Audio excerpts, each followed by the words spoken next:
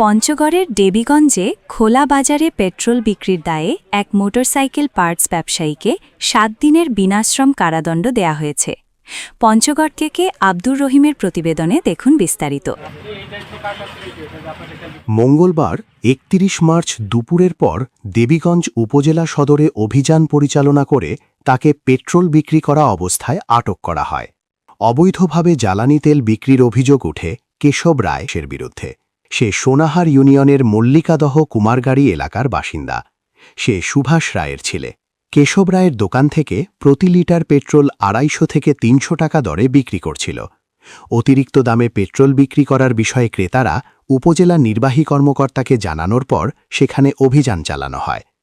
কেশব রায়কে অবৈধভাবে তেল মজুদ ও সংরক্ষণ করার অপরাধে ও আইন লঙ্ঘন করার অপরাধে ভোক্তা অধিকার সংরক্ষণ আইন ২০০৯-এর ৪০ ধারা মতে ৭ দিনের বিনাশ্রম কারাদণ্ড দেয়া হয়।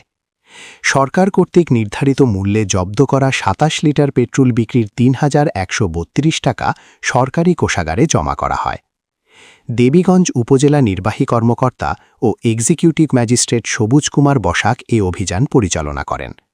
কারাদণ্ড দেয়া কেশব রায়কে জেল হাজতে পাঠানো হয়েছে। অভিযানের সময় দেবীগঞ্জ থানার অফিসার ইনচার্জ ওসি সেলিম মালিক ও দেবীগঞ্জ উপজেলা নির্বাহী অফিসের কর্মকর্তা কর্মচারী, গণমাধ্যম কর্মীরা উপস্থিত ছিলেন। দেবীগঞ্জ উপজেলা নির্বাহী কর্মকর্তা সবুজ কুমার রসাক জানান, খোলা বাজারে পেট্রোল বিক্রির দায়ে তাকে ৭ দিনের বিনাশ্রম কারাদণ্ড দেয়া হয়েছে। এ ধরনের অভিযান চলমান থাকবে।